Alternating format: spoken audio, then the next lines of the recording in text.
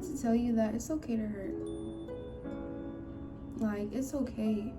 It's okay to crash out, bro. Like, it's okay. It's okay.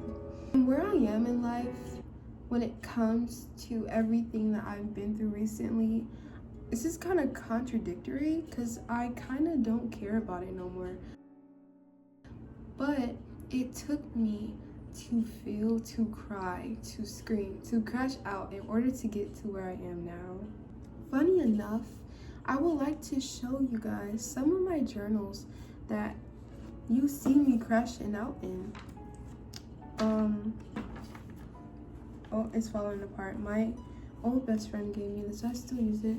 It's falling apart, but I was basically writing about how even though I'm in pain, I'm still being blessed in small ways, right?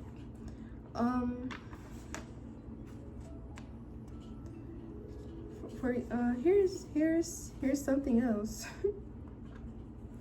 I won't really talk about what I was saying for real because it's kind of personal, but this was April 14th. I said, I feel like I'm losing a lot for the second time. I can say that my life is hurting me. And then I was like, I'm thinking about a lot of turning towards bad habits that soothe me. Just after I got into an argument with my mom. It was just bad, but it's better now. Like, it doesn't last. And I've been telling myself over and over that it doesn't last. Like, your pain doesn't last. I want to find it, but your pain doesn't last. Like, it goes away. It goes away, 100%. It goes away. Let me tell you guys a few things.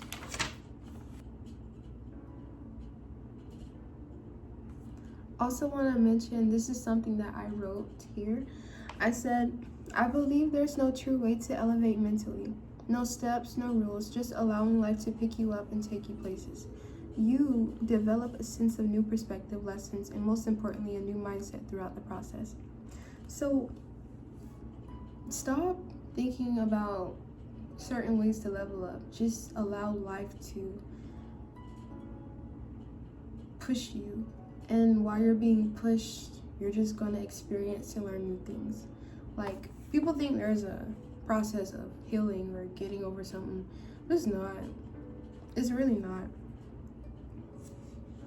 One way that you can elevate mentally, even though I just said that there's no true way, but this is a way you can if you want to, like. But this is something I also wrote. I said, I thought of being a beautiful person beyond the physical meant being kind and forgiving, but there's more to it, such as being kind to myself, my body, nature, and things of that sort. I never realized how deep it actually gets, but thanks to the brain I was gracefully given by God, I am aware. So there's different ways to become a beautiful person. How you treat people, how you treat yourself. It's not just about how you look. It's not just about being nice, because there's a broad difference between being nice and kind. And there's a lot of levels to it, but there's so many different ways to improve yourself, right?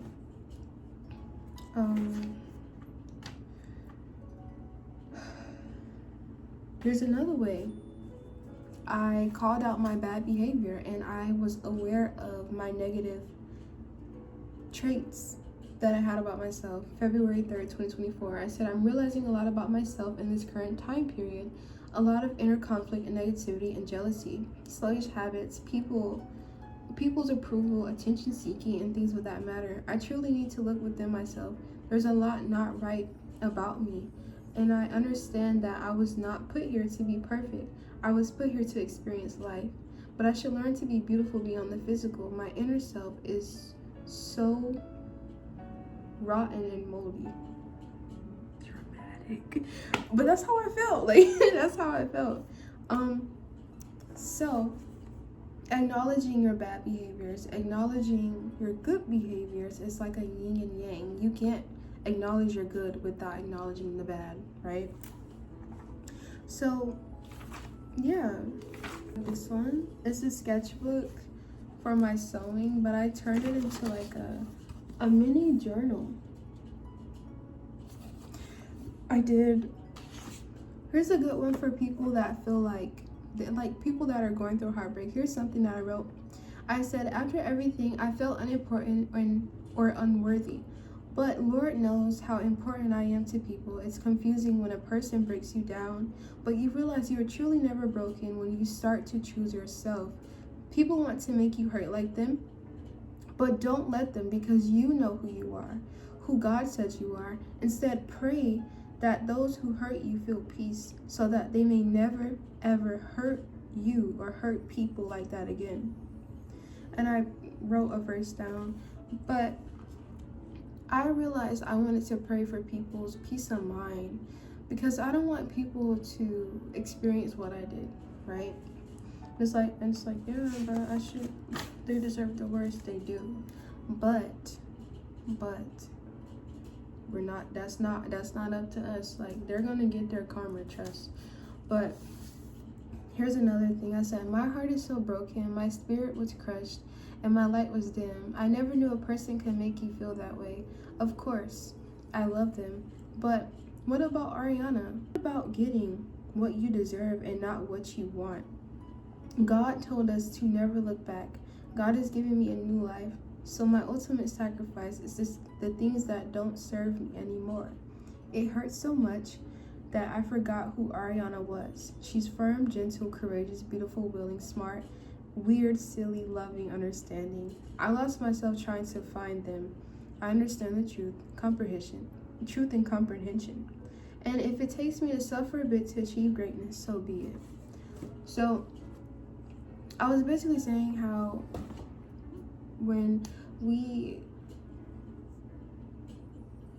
you really indulge in a person, whether it's a friendship, relationship, family member, what happens is when that person is not a good person, you feel like you can save them. You feel like you can help pull them out of that rut, and you can, but it's up to them if they want to grab onto your hand or not.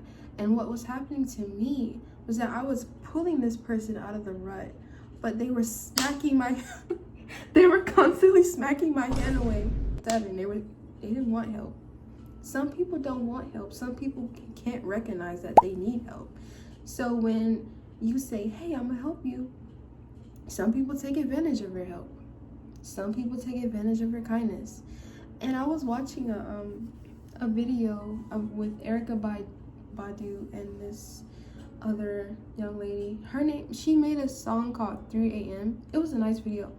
But she was talking and she was like, you know, I gave them all my love, and I didn't receive any of that back. They were taking me for advantage. They were taking me for granted. They were taking my kindness and, you know, for their own benefit. And Erykah Badu said, I would take it too. If you kept giving something to me, I would take it too. And when I first heard it, I'm like, are you serious? But then I thought about it, and I'm like, well, you have a point. For some perspective, you have to take accountability for certain things. Like, if you don't have boundaries in place, you can't get mad at that person for constantly using your kindness for their own benefit. You're not setting boundaries in place at all. So of course they're going to keep taking your kindness, especially if this person never received that type of love in their life. They're going to keep taking it. They keep taking it, and you're not even saying anything about it. You're just like, yeah, I'm gonna keep giving my love to you. They're not giving you any love back, and you pull away and you say, why aren't you being reciprocal? Why aren't you doing this and that and the third? And it's because you didn't have boundaries in place to tell them. You didn't have boundaries to stick up for yourself and say, how you felt. So they don't know. They don't know. They don't know how you feel because you never spoke up. You never communicated. You never put those boundaries in place and said, hey, I don't like that. You never did it. So they're just going to keep taking and taking from you, right? Take accountability for that. I had the same situation. I said, I literally lost my mind because of you. I literally directed all of my focus and my attention and my energy into you. And you don't care. And they were like, I never asked you to do all that. I never asked you to direct your focus on me. I told you to go get a hobby. I told you. And I was like, whoa, how dare you? But then I thought about it. I was like, you have a point. Because you didn't break yourself down to give your all to me. That was a choice that I made. That was a choice. That is something that I decided to do. So I had to realize that my self-respect has to be way bigger than my empathy. Way bigger. It's okay to want to sympathize. It's okay to want to empathize. But it's not okay to neglect yourself in the process. You understand? So, yeah. And I really just gave y'all like my journal entries. I really just spilled my secrets to y'all. But, yeah. Don't know where I was going with this video, but thank you for watching if you stayed till the end. Yeah. Thank you for watching. Bye.